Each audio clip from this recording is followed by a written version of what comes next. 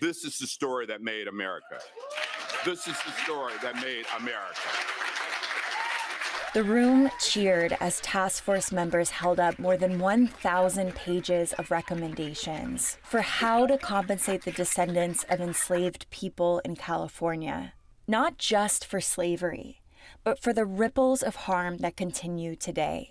Chattel slavery, sharecropping, convict leasing, de jure and de facto segregation, redlining, educational funding discrepancies, predatory financial practices, unfair labor practices, chronic unemployment, medical experimentation, intellectual property deprivation, environmental terror, family separation, police brutality, anti-African American hate crimes, vigilante violence, extrajudicial terror, war on drugs, mass incarceration, unfair sentencing, the school to prison pipeline, extreme poverty, homelessness, gentrification, wealthlessness.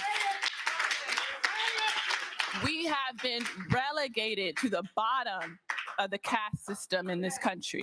That's Task Force Chair Camila Moore, who says the Supreme Court ruling overturning affirmative action will not affect these recommendations because they're not based on race, but on lineage. The task force suggested a formula for how much to pay each person, which could be more than $1 million, and dozens of wide-ranging policy recommendations, including to make Election Day a paid holiday, give property tax relief to African Americans in formerly redlined neighborhoods, and abolish the death penalty. They did not advise how the state should afford it, but Task Force Vice Chair Amos Brown had one suggestion. But where I come from in Mississippi, they had what you call a layaway plan.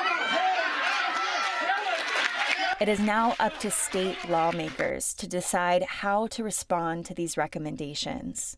Katie Hyson, KPBS News.